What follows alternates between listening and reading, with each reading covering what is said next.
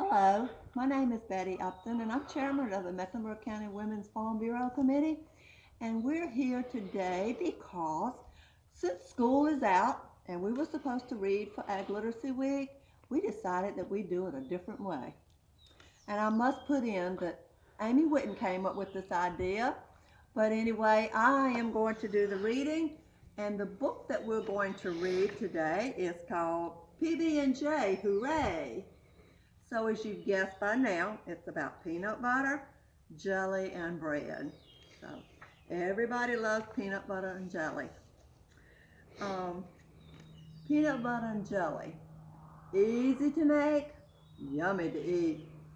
But where does the food come from? That's a good question. Well, let's see if we can figure out where the food comes from. The grocery store?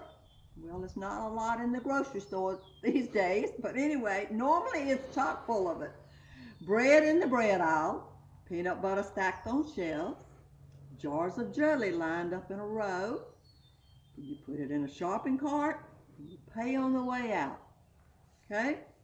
You carry it into the kitchen, and you get out the bread, and that's where your sandwiches are made. PB&J, hooray, everybody loves it. But where does the grocery store get the food from? Delivery trucks. Truck drivers pull up to the loading dock at the grocery store. Bread in the bread aisle, peanut butter stacked on shelves, jars of jelly lined up in a row. You put it in a shopping cart and you pay on the way out. You carry it into the kitchen where sandwiches are made. PB&J, hooray! But where do the delivery trucks get the food? Bakeries and factories. Bread is baked in bakeries. Flour, yeast, eggs. You knead it, which means that you work it. It rises, and you bake it. Voila, you have bread. Peanut butter is made in a peanut butter making factory. You shell the peanuts, you roast them, and then you grind them. Some you leave a little bit crunchier for crunchy peanut butter, and then there's more that you have for smooth. Jelly is made in jelly making factories. Concord grapes fresh off the vine, cook, strain, pour, and you seal it with a lid on top. Truck drivers pick up at the bakeries and the factories, then pull up to the loading dock at the grocery store. Bread in the bread aisle, peanut butter stacked on shelves, jars of jelly lined up in a row. You put it in a shopping cart and you pay on the way out.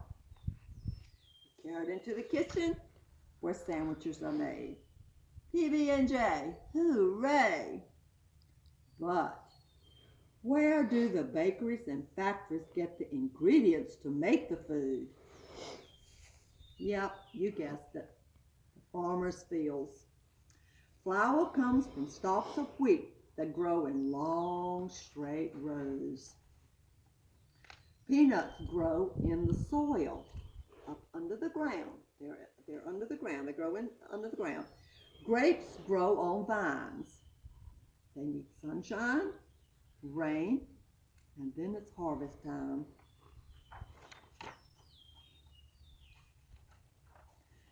Deliver crops to bakeries that bake and factories that make. Truck drivers pick up at the bakeries and the factories, then pull up to the loading dock at the grocery store. Bread in the bread aisle, peanut butter stacked on shelves, jars of jelly lined up in a row, put in a shopping cart, and you pay on the way out. You carry it into the kitchen where sandwiches are made. PB&J, hooray! But what do farmers need to get their crops to grow?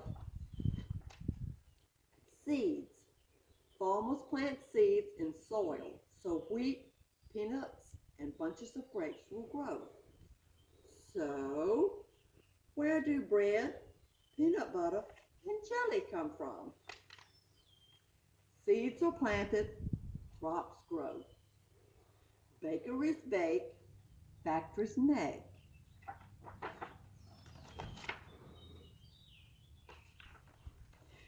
Dairy in kitchens where sandwiches are made. Peanut butter, jelly, bread. It's finally time to say, PB&J, hooray! So there you have it. You know where peanut butter and jelly comes from, where it starts, how it gets to the grocery store, and then how it gets to your mom's kitchen so that you can have peanut butter and jelly sandwiches. Along with some of the other stuff, we have some little show and tell today. It doesn't all pertain to peanut butter and jelly, but it does pertain to agriculture. The first thing is it did tell us in the book that jelly is made in jelly making factories, but it's also made someplace else, and that's in Mom's kitchen or Grandma's kitchen.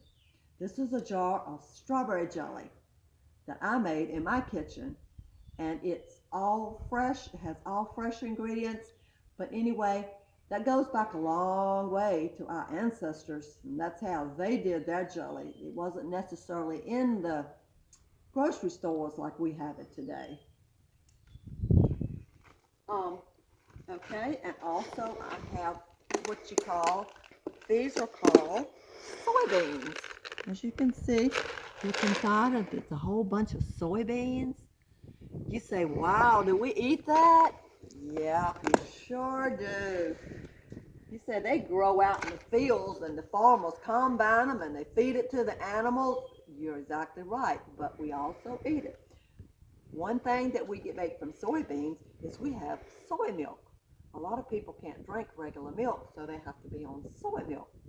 Another thing is not edible, but soybeans also make crayons that you use to color with. This is corn. This corn looks a little different than some corn that you see. This is what you call field corn. And this is corn that they grind and they feed to the animals. But years ago, before all this yummy sweet corn came about, we ate field corn. And we thought it was absolutely delicious. But anyway, it's a lot that can be made out of corn. You have cornmeal, and that makes your cornbread. So it's a lot of things that we can make out of the corn as well. And then we have cotton. This is what your cotton looks like when it's picked straight off of the vine, or the stalk, I guess I should say. This is before it's bleached and get all pretty and white like we see in the store when we buy cotton bottles. What do you think cotton? Anybody have any idea what cotton does? I bet you're wearing some right now. That's right. It makes our clothes, our shirts and pants and all, and that's what cotton comes from. So you see, it's a lot of things out here in agriculture. Then we have the butter, and of course butter goes back to your dairy. And it comes from your cow milk.